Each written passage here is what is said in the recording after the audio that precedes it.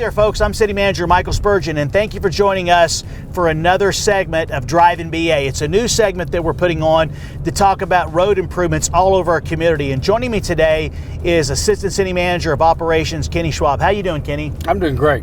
Excited to be here. Yes, absolutely. We are on the recently completed County Line Road from Kenosha to Houston project, and we want to do what we're calling the look back in the rearview mirror with regard to projects that we just recently completed or projects that we completed as a part of the 2018 bond package.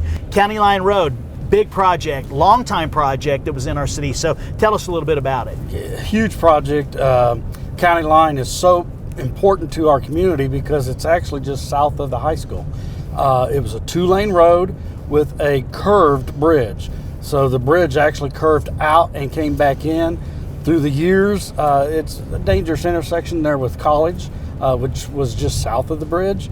So obviously working with ODOT and the feds to get this widened from 2 to 5 lanes and a new bridge over Highway 51 took quite some time. A lot of times we see with our drones now, we get an overhead view, the drone footage of what the road and the bridge used to look like and what it looks like to now. And quite frankly, it doesn't look like we're even in the same city. Absolutely. Actually, I think that is a drop the mic moment Yes. when you look at the bridge and the road beforehand and then afterwards.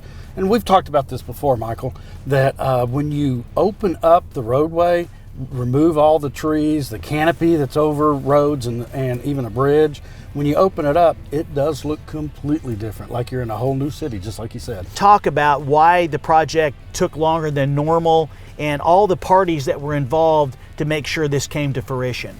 Well, several reasons. One, it is a federally funded project, so that means the monies come from the Federal Highway Administration down to the state, Oklahoma Department of Transportation, and then it actually goes to planning district, which is for us is INCOG, Indian Nation Council of Governments, and those funds are made available to us, but only $3 million a year through that application process. This road, as we'll touch on, was quite a bit more than $3 million. So we had to stack several of those applications together. Talk about what the total cost turned out to be and who contributed and how much. Okay, so the total project cost was just over $20 million. I think it's about $20.5 million. We had a bond money in it that was just over $3 million. I think it's $3.15 million. To make a project of this magnitude happen, you need federal funds. We've got monies, as I said, through the Surface Transportation Program. So we stacked, if I'm not mistaken, there was 3 of them, so that's $9 million. And then ODOT District came in and said, hey, we want you to lengthen the bridge so in the future we could put in another lane if need be underneath the bridge. So they added $4 million. So now you're up to, I think that's $13 million just by their side. And we ended up, during construction, moving one of our other STPs into the intersection of Houston and County Line. So this bridge was awesome. Obviously, we apologize for any inconvenience that it caused for a while, but it's an incredible bridge that's going to be really good for our community, especially as we're going to the south and to the east. So what are your thoughts about the overall project, Kenny? It's fantastic. We had to raise the College intersection that we just drove through. We had to raise it 6 feet, if I remember correctly. Okay. Just to get the sight distance and everything in that's required now for transportation.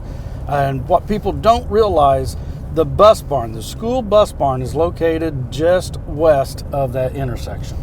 So it's very important. They use it a lot. Very, very important. Kenny, one thing I wanted to mention was that road used to kind of meander and it was kind of a crazy, you had to jog over to the west a little bit. Well, now it's a straight shot for folks traveling north and south. We added some additional safety improvements. Let's talk about those safety improvements. Absolutely. So the bridge did curve, as you just mentioned, and the bridge was actually built by Tulsa County and Wagner County. And the reason why it curved is because one county could fund it, the other couldn't.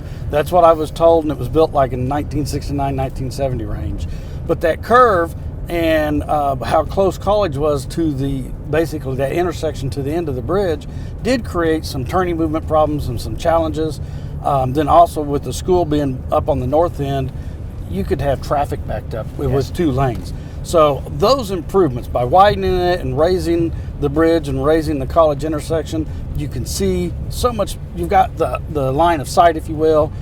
The bridge itself, we added a trail on one side and a sidewalk on the other, and you have a parapet wall to protect the pedestrians and the cyclists from the traffic.